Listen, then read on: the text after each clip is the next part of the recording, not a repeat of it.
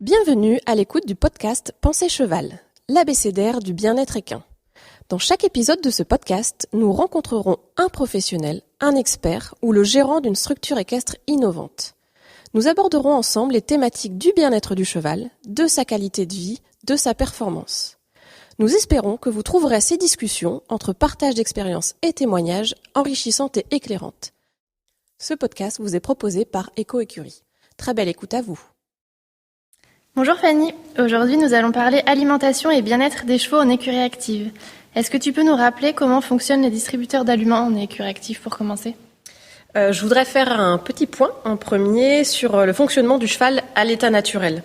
Il faut savoir qu'à l'état naturel, un cheval passe en moyenne 15 à 16 heures par jour à manger en petite quantité tout en se déplaçant, le tout en contact avec les congénères.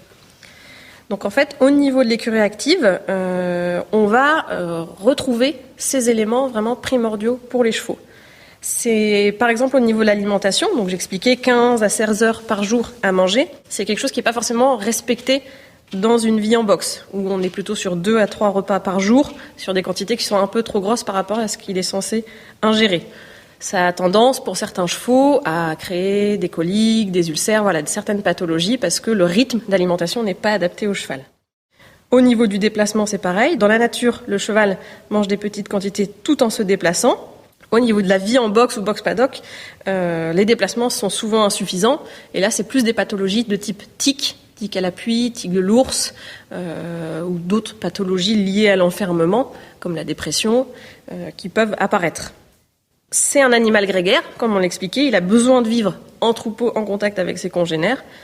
Pareil, en boxe, c'est pas toujours très respecté ou très limité. Ça peut être à travers les barreaux, quand il y a des barreaux au niveau des boxes, ou sur des box terrasses, du contact au niveau des paddocks.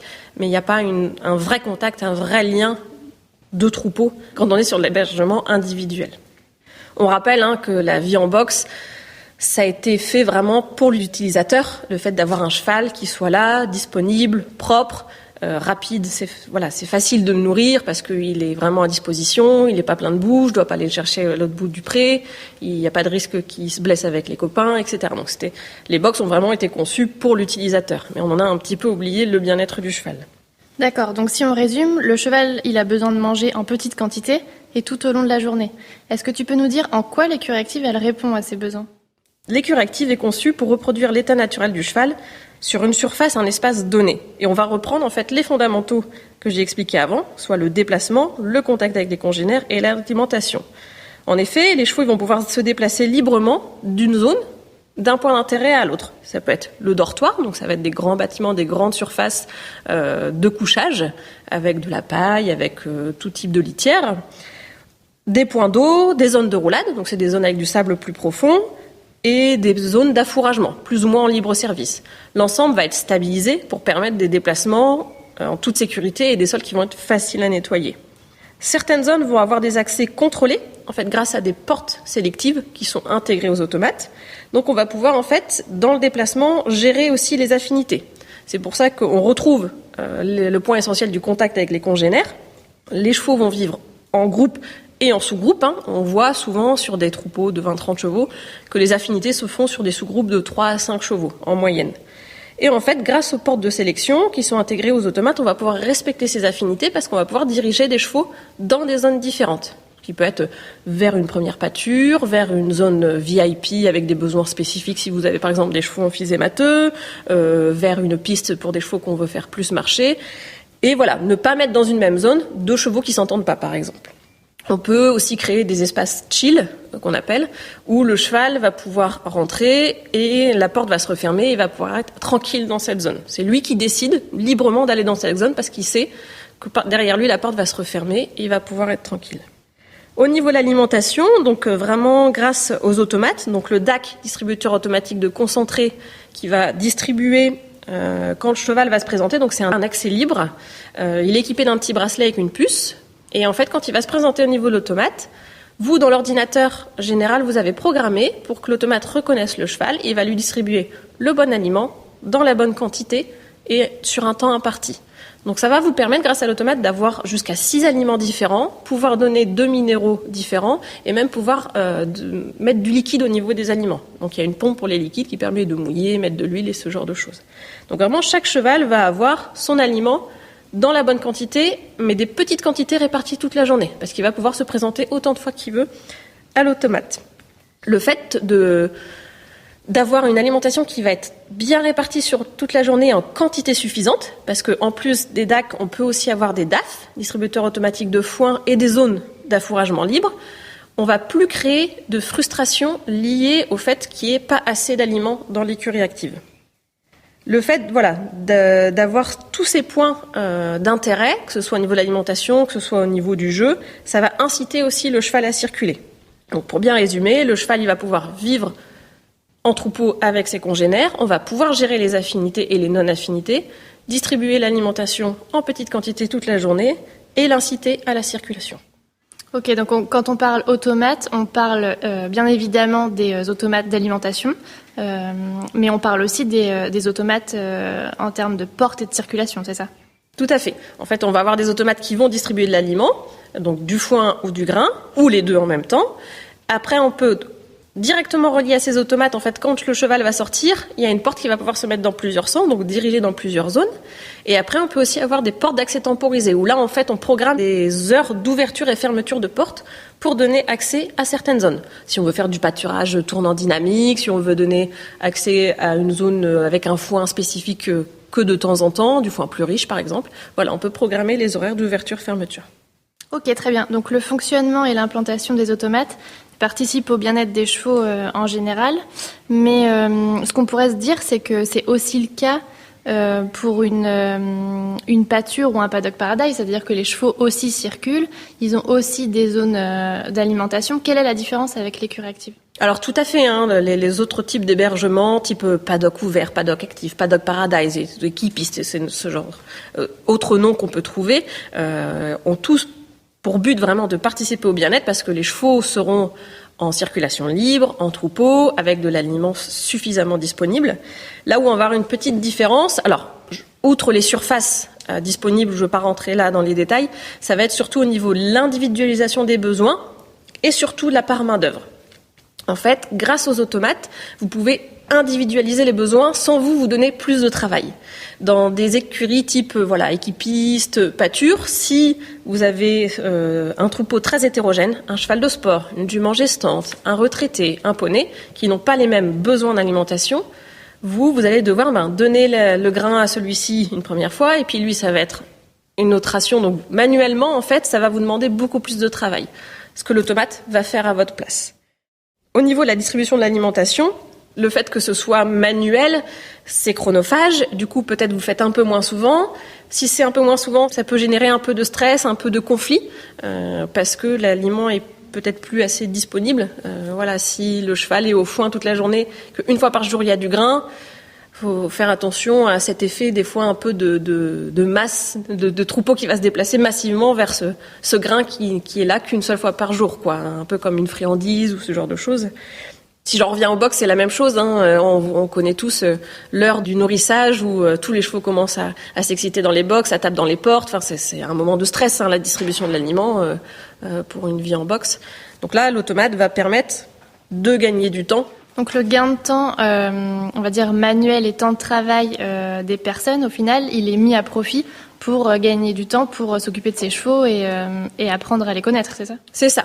Donc il y a au niveau du grain, il y a aussi, si je repars sur des systèmes plutôt classiques en boxe, ce qui est très chronophage aussi, c'est de sortir les chevaux un par un au niveau pour des sorties au paddock. On doit les prendre un par un, on doit les sortir, on doit les ramener. C'est potentiellement dangereux parce qu'un cheval qui sort de son box pour aller au paddock, s'il est très content, des fois, il l'exprime et ça peut être dangereux. Ça demande du temps. Pareil pour le nettoyage des box. À ma connaissance, je connais personne qui aime curer manuellement des box régulièrement. Donc là, le fait que le nettoyage soit mécanisé grâce au sol stabilisé, on va avoir une grosse part de main-d'œuvre qui va être diminuée. En moyenne, on estime à peu près 70% le gain de main-d'œuvre sur une écurie active par rapport à une écurie classique. On prend aussi en charge la pénibilité. Comme tout est automatisé et mécanisé, pour un peu imager, je suis dans mon tracteur et je peux tout faire avec mon tracteur parce que j'ai des balles de foin à remettre dans les râteliers, potentiellement remettre du grain dans l'automate, racler mécaniquement, donc je peux tout faire avec mon tracteur. Donc en termes de pénibilité par rapport à un box que je dois faire à la main, par rapport à tout ce travail manuel, il y a beaucoup moins de pénibilité, de dangerosité au niveau du travail en écurie active. Et du coup, tout ça en fait, ça va être du temps de disponible pour une vraie observation des chevaux, pour avoir une meilleure rentabilité aussi, parce que tout ce temps qui m'est disponible, je peux donner plus de cours si je suis moniteur, je peux avoir plus de chevaux au travail si je suis cavalier professionnel, je peux avoir un autre travail à côté.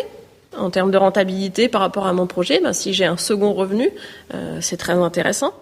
Est-ce que le fait pour les chevaux de manger des petites quantités toute la journée, ce mode d'alimentation, il a une influence sur la disponibilité des chevaux au travail? Est-ce qu'ils sont plus disponibles parce que du coup ils ont mangé toute la journée?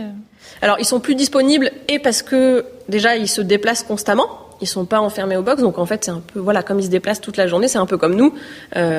Si on part courir, on s'échauffe toujours un petit peu avant. Eux c'est ça en fait, ils sont dans le travail disponibles beaucoup plus rapidement. Et pareil par rapport à l'alimentation, si on compare avec nous. Est-ce que vous voyez aller courir un sprint ou un semi-marathon après un repas, entrée, plat, dessert? Donc le fait d'avoir des petites quantités toute la journée, le cheval va avoir une énergie disponible répartie toute la journée. Il va plus avoir ces effets de soit l'estomac vide qui peut créer des pathologies, ou soit l'estomac trop plein qui fait que dans le travail c'est pas toujours très agréable. C'est vraiment là on peut comparer un peu à nous où c'est cette énergie qui va être disponible toute la journée.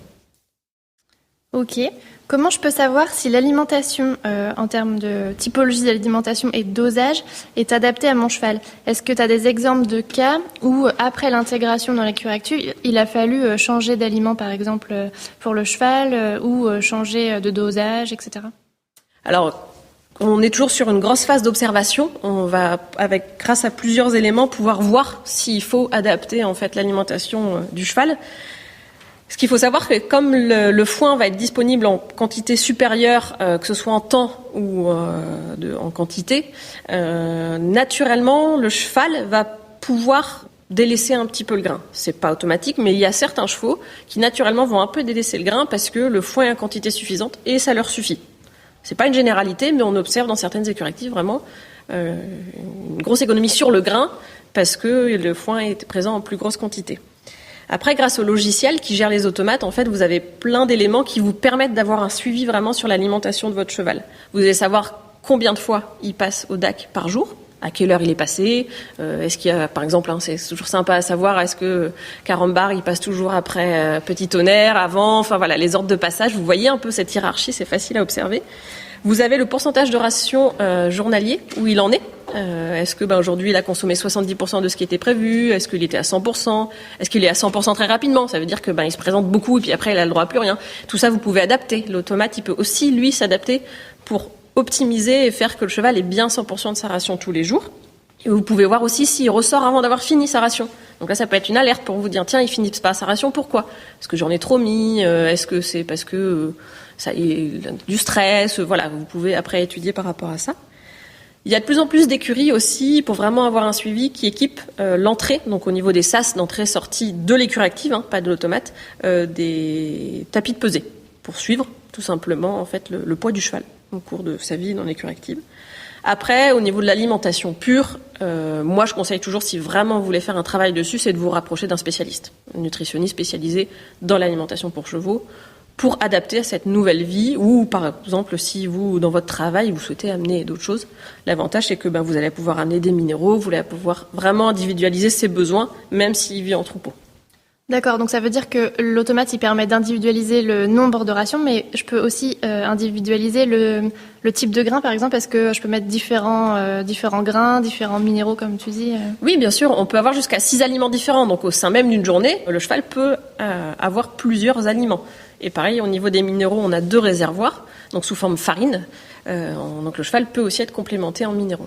Il n'y a que pour les médicaments où légalement, on n'a pas le droit d'automatiser la distribution d'un médicament. Donc ça devrait être fait manuellement. Ok, très bien. Écoute, merci Fanny pour toutes ces précisions. On comprend bien que l'objectif premier de l'écurie active, c'est de répondre aux besoins primaires et fondamentaux des chevaux. Est-ce que tu veux ajouter quelque chose pour conclure cette émission ? Oui, j'entends c'est vrai, des petites craintes de certaines personnes qui disent que oui, mais moi j'aime bien nourrir les chevaux parce que j'en profite pour aller alors, en boxe, j'entends, parce que je les observe, c'est mon moment avec eux, etc. Oui et non. C'est souvent quand on distribue le grain, on est pressé parce que les chevaux s'impatientent et on prend pas vraiment le temps de les observer. Là, le fait que tout soit automatisé, il faut pas croire que ça déshumanise. Au contraire. En fait, cette partie, ce travail, distribution de l'aliment, c'est pas un vrai rapport avec le cheval. Le fait d'avoir du temps de libre, vous allez pouvoir le passer à vraiment observer vos chevaux et avoir un vrai contact avec vos chevaux. Donc les automates, ça déshumanise pas. Au contraire, ça vous laisse un vrai temps efficace dans l'observation et dans le contact et le travail avec vos chevaux. Merci pour votre écoute. Si vous souhaitez aller plus loin et découvrir de nouvelles ressources en lien avec le bien-être du cheval et son hébergement, je vous invite à consulter notre site internet www.eco-écurie.fr. Enfin, retrouvez Éco-Écurie Sol Équestre sur Instagram, Facebook ou YouTube. À bientôt!